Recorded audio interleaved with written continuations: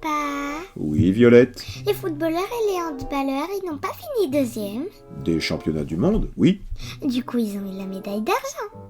Oui, où veux-tu en venir? Tu pourrais répartir les chevaliers d'argent alors? Quoi? Mais ils sont très peu connus. La majorité n'apparaît que pour se faire battre aussi sec. Ça intéressera qui? Allez papa, s'il te plaît. On devrait me donner de l'argent pour ça.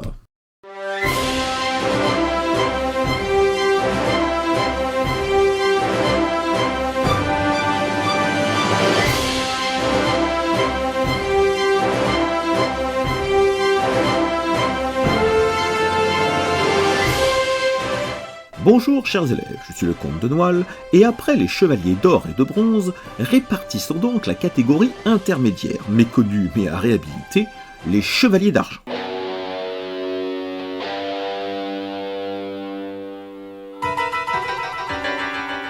Qu'en est-il alors des faibles, tels que les enfants, les vieillards ou les chevaliers d'argent?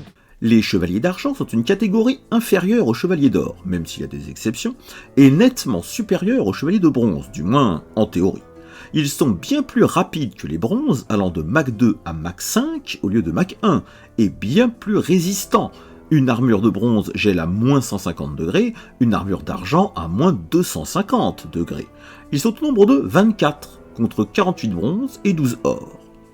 Mais de quel chevalier d'argent vais-je parler, car la liste est longue, entre le manga Senseiya, l'anime, Lost Canvas, la série G, Omega, Sentia Show. Chaque manga ou anime a sa liste des argents, dont la somme dépasse allègrement le nombre 24. Comme d'habitude, je vais me baser sur le manga original, où j'en ai compté 16, et si je reconnais que je vais utiliser parfois l'anime, qui à mon sens traite plus favorablement les argents que le manga, je ne vais pas classer les argents inventés. Donc pas de boussole, pas de tarentule, ni pan, ni lotus, et malheureusement pas de seigneur cristal. Même si je pense qu'il est un super pouf-souffle.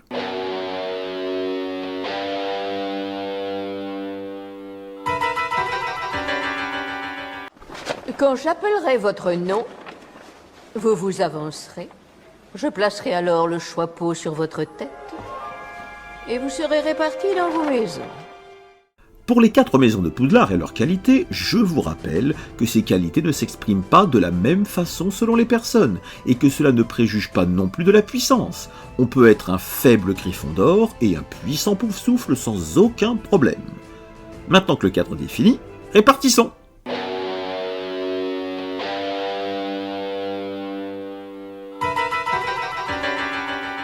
China d'Ophiuchus. Avant que tout le monde ne se précipite sur la maison Serpentard, rappelons que le Serpentaire, ou Ophiuchus, est en réalité Asclépios, dieu de la médecine, qui porte un serpent dans ses mains. Et de même que le serpent est ambivalent, représentant le poison mais aussi la médecine, China est tout aussi ambivalente, entre Serpentard et Pouf-souffle. Elle a des valeurs serpentardes évidentes, elle est adepte de la ruse lors de l'affrontement Seiya-Cassios, elle apparaît fourbe et cruelle, bien plus dans l'anime que dans le manga d'ailleurs, mais non seulement la fourberie et la cruauté ne sont pas des caractéristiques spécifiquement serpentardes, mais en plus on comprend que ce n'était qu'une façade qu'elle avait construite pour cacher ses sentiments pour Seiya.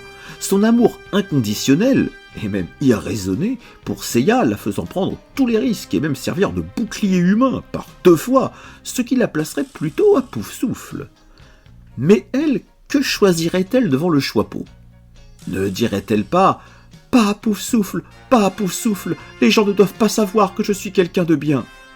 Très bien, si tu es sûr de toi, il vaut mieux t'envoyer à Serpentard.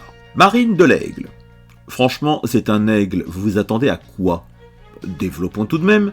Est-elle intelligente? Oui, l'instruction de Seiya est à la fois physique, mentale et intellectuelle. Sage? Oui, bien entendu. Elle s'est vite rendue compte de la corruption du sanctuaire et elle soutient Seiya. Curieuse? Aussi, elle est allée jusqu'au mont étoilé pour connaître la vérité. Marine est une serre d'aigle sans la moindre hésitation. Albior de Céphée. Pas beaucoup d'hésitation non plus pour Albior de Céphée. Il accepte comme élève le jeune Shun, d'apparence faible et fragile, il croit en ses capacités, il est patient envers ses élèves et il est loyal envers Andromède, se déclarant neutre lors de la guerre entre Saori et le Sanctuaire, refusant de condamner son élève. Il est vraiment un parfait Poufsouffle.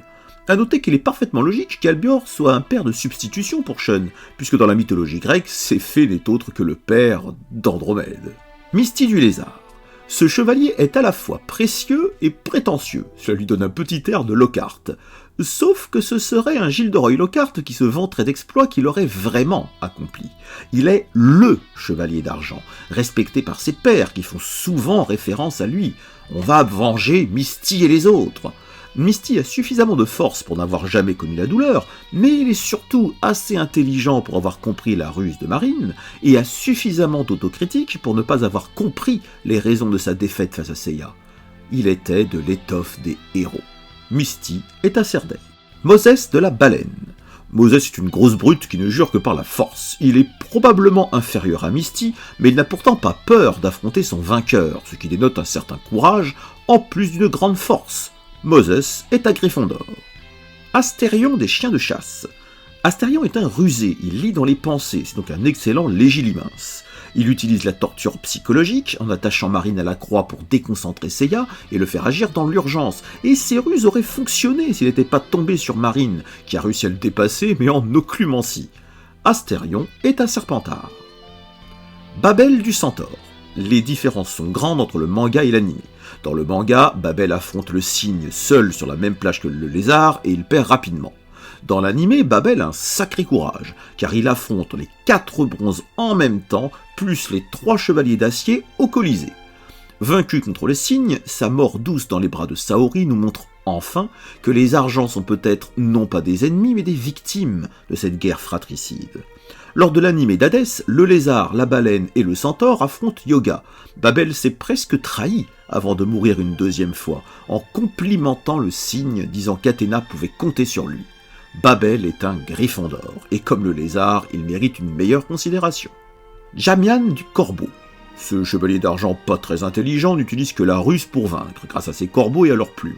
Dans le manga, il se fait balayer par le phénix, dans l'animé, il meurt stupidement en tombant dans le vide à cause de la chaîne nébulaire. Jamian est un faible serpentard. Capella d'Orige. Ses attaques sont basées sur ses disques. Cela peut apparaître comme des attaques un peu fourbes, mais quand on y réfléchit, pas plus fourbes que les chaînes nébulaires. Devant le phénix, qui intime l'ordre au groupe de chevaliers d'argent de ne pas franchir la ligne qu'il a tracée, Capella est le premier à la franchir, recevant l'illusion du phénix par la même occasion. Son cauchemar est finalement assez intéressant. Il n'a pas vraiment peur du phénix, mais d'une seule chose, que ses armes se retournent contre lui. Il a peur de lui-même, en fait. Capella est à Gryffondor. Dante de Cerbère. Dante non plus n'a pas peur de Phénix, alors même qu'il a vu son compagnon Lorige se faire massacrer sans n'avoir rien pu faire. Après avoir été blessé par Ikki, il voit son adversaire partir pour laisser la place à Andromède et au cygne. Au lieu d'en être soulagé, Dante tente de rappeler le Phénix, le traitant de lâche. Bien que blessé, il n'hésite pas à affronter Andromède pour l'honneur des chevaliers d'argent. Dante possède le courage et l'honneur, il est un fier Gryffondor. Algol de Persée. Serpentard, a-t-il besoin de le développer ? Il utilise son bouclier de la Méduse pour pétrifier les gens, Méduse dont les cheveux sont des serpents. Dans l'animé, il n'hésite pas à exercer son pouvoir face à des enfants, rusant pour qu'ils croient être sortis d'affaire avant de les pétrifier par surprise. Algol aurait à peine coiffé le choix-peau qu'il l'aurait réparti de suite. Dio de la Mouche. Dio apparaît très peu. Chargé de surveiller le chevalier d'or du lion, il décide de ne pas laisser le chevalier d'Hercule tuer Seiya, désireux lui aussi de venger ses camarades, se sentant l'âme d'un justicier. Peu d'éléments sur ce chevalier d'argent, si ce n'est sa fidélité au grand pop et en ses camarades. Un peu par défaut, je le classe à Poufsouffle. Algeti d'Hercule. Algeti est le plus puissant en force brute de tous les chevaliers d'argent. Il sait que Seiya a vaincu Misty et Moses, donc qu'il s'agit d'un adversaire redoutable, même sans armure. Est-ce pour cela qu'Algeti se propose en premier pour combattre Pégase? Est-ce le courage d'un Gryffondor qui aime la force, ou de la fidélité envers ses compagnons décédés, tout en souhaitant protéger les deux autres, ce qui est très Poufsouffle? Il était d'ailleurs parti pour un combat singulier. Dio de la Mouche et Sirius du Grand Chien ne voulaient cependant pas faire de la figuration. Alors, Gryffondor ou Poufsouffle. On ne le voit que très peu, il est difficile de saisir ses intentions, mais ce n'est quand même pas très courageux d'affronter un bronze, sans armure, sortant de l'hôpital. Du coup, je le classe plutôt à Poufsouffle. Sirius du Grand Chien. Sirius semble être le chef du trio. C'est lui qui propose de lancer Seiya en l'air pour les départager, et sa décision est acceptée des deux autres. C'est lui, lors de l'animé Hades Sanctuary, qui termine les enchaînements de coups de ses deux compagnons. Le scénario ne le laisse jamais démontrer son intelligence, mais lui aussi a failli se trahir, admiratif devant la puissance d'Andromède qui a vaincu 3 chevaliers d'argent en 2 temps 3 mouvements. Il allait commencer un raisonnement avant de mourir. Sirius est un cerf d'aigle, aussi sous-exploité qu'Hercule, et c'est bien dommage. Suis-je le seul à trouver que ce trio avait un réel potentiel, si on construisait une série sur eux, avec Méduse, le centaure et les chiens de chasse qui compléteraient l'équipe? Ptolémie de la Flèche. Pour ce chevalier, j'ai beaucoup hésité entre 2 maisons qui aiment s'affronter, Serpentard ou Gryffondor. Je m'explique. Serpentard, tout le monde doit voir pourquoi. Ptolémie cache son rang de chevalier d'argent sous un masque et une bure, il attend que tout le groupe lui tourne le dos pour lancer ses flèches fantômes par surprise, et pour décocher la fameuse flèche d'or sur Saori, une adolescente de 13 ans désarmée. Que de Serpentard. Alors, pourquoi hésiter? Parce que si on se place du point de vue de Ptolémie, beaucoup d'éléments penchent aussi pour Gryffondor. Sa mission est une mission suicide, et il le sait. Les 4 bronzes ont tous tué un ou plusieurs chevaliers d'argent plus forts que lui, et il se trouve face aux 4 en même temps. C'est clairement un sacrifice. En décochant la flèche d'or, il s'attaque à la chef des rebelles, une usurpatrice qui a provoqué cette guerre et la mort de tous ses compagnons. Il obéit aux ordres du grand Pope, et pense-t-il à Athéna et à la justice. Ptolémie est un chapeau flou que je classe tout de même à Serpentard, puisque son attaque est basée sur la ruse.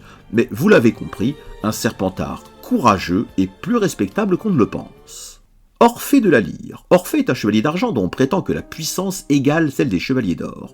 Mais ce qui caractérise Orphée, ce n'est pas sa puissance, ni même son talent musical hors du commun, c'est son amour pour Eurydice. Sa fidélité est si grande qu'à la mort accidentelle de son aimé, il est venu la chercher en enfer et jurer fidélité à Hadès pour la récupérer, puis pour rester auprès d'elle. Sa trop grande fidélité envers Eurydice ainsi que sa douceur fait de lui un puissant Poufsouffle.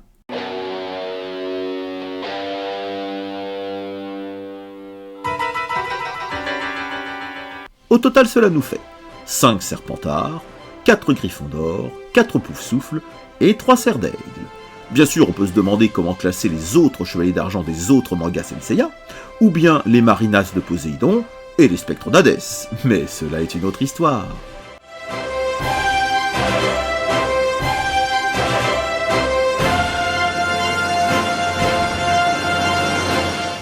Eh bien, mini-comtesse, es-tu satisfaite? Bronze, argent et or, la liste est complète. Tu trouves pas qu'il a fait un peu froid cet hiver? Oui, pourquoi?